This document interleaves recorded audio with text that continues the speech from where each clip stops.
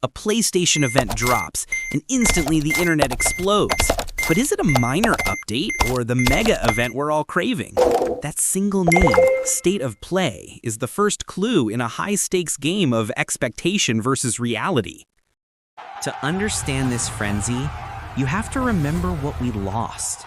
For decades, we had one magical week, E3. It was our Super Bowl, a chaotic, live spectacle where legends were made. And its absence has left a void that today's digital events are still trying to fill. And into that void rushes the rumor mill. By the time Sony hits play, we already have a checklist. Astros is confirmed, but the speculation is focused on two giants, Resident Evil 9 and the long-awaited Wolverine. The community's expectations are set sky high before the show even begins.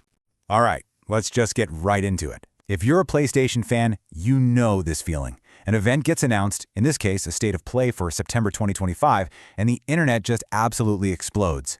Is this going to be some small, quick update show, or is it the big one, the mega event with all the bombshells?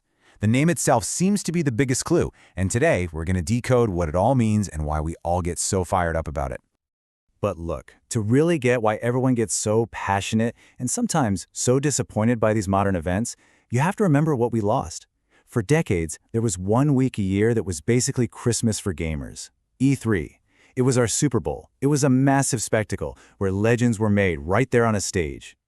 And now, in this post-E3 world, Sony really has two main event brands, State of Play and PlayStation Showcase. And believe me, that distinction has become this huge source of debate and speculation online. It sets wildly different expectations. So what's really going on here? Why does a simple branding choice cause so much chaos? Well, it really all comes down to one thing: managing expectations. That name is a signal from Sony, trying to tell us all just how high we should set our hopes. And you know, it's funny, the community has basically written the definitions for Sony at this point. A State of Play is seen as the smaller thing, right? A 30, maybe 40-minute update, probably focused on third-party games or a deep dive on a single title. But a PlayStation Showcase? Oh, that's the big one. That's the E3 replacement. An hour plus, packed with massive first-party world premiere reveals. And that passion, that absolute craving for a showcase, it's directly tied to nostalgia. The way we all feel about these slick, pre-recorded streams today is totally haunted by the memory of those live, chaotic, on-stage conferences that just felt like these massive cultural moments. And fans really feel that loss. E3 wasn't just another marketing event, it was this annual tradition. Its absence has left what this one fan perfectly called an empty void. And these new digital shows, well, they're still trying to figure out how to fill it. And you can see why the bar is set so ridiculously high. I mean, we all remember moments like E3 2013, where Sony just walked out and dropped the mic with the PS4's price, completely undercutting the competition.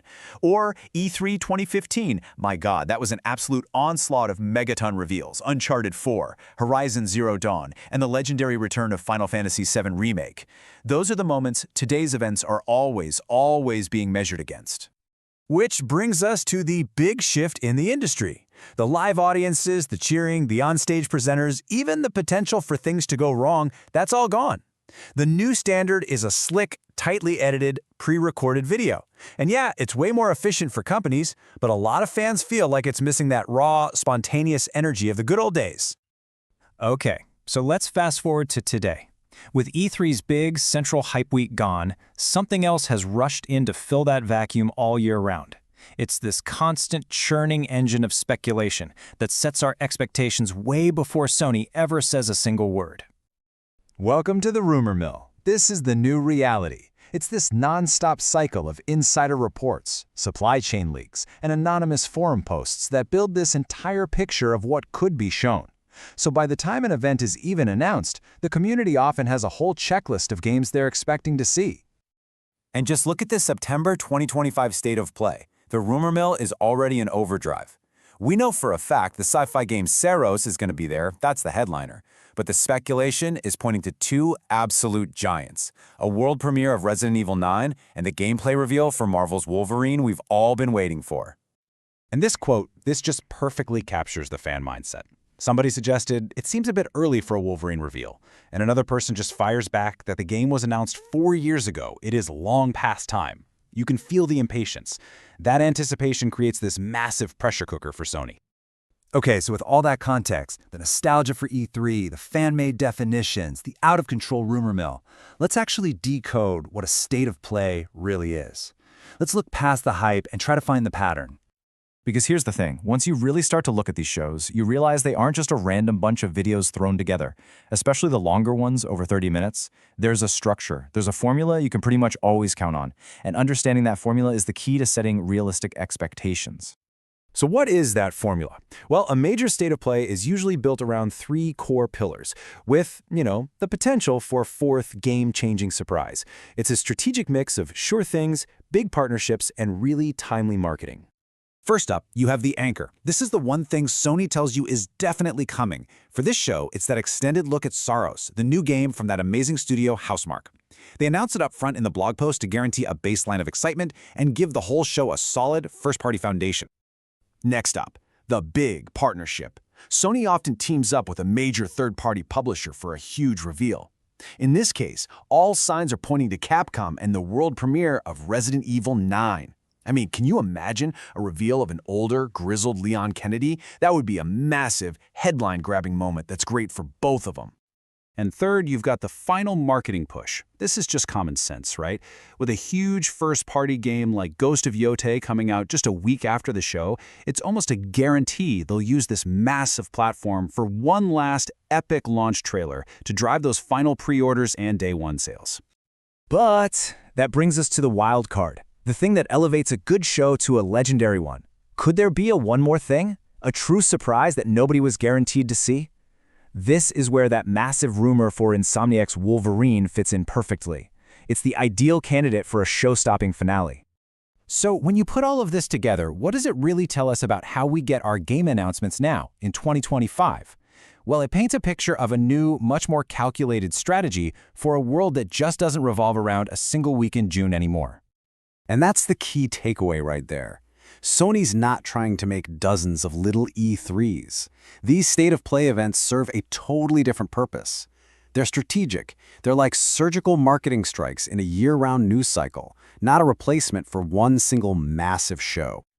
These are the new rules of the game. Marketing is now about smaller, more frequent digital shows. They act as lead-ins for other big events, like the Tokyo Game Show, and they let Sony completely control the message and own a specific news day, all on their own terms. Which brings us right back to our central question. Why does the name matter so much? Because in a world where the rumor mill creates this uncontrollable hype, the state of play and showcase branding is Sony's main weapon to fight back. It's their way of trying to tell us, hey, here's the kind of show this is going to be, trying to get out ahead of that runaway hype train.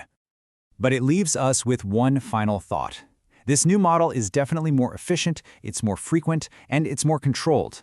But with that central unifying force of E3 now just a memory, can this new, fragmented world of constant, smaller streams ever really capture the collective excitement and the pure magic of that one single epic week?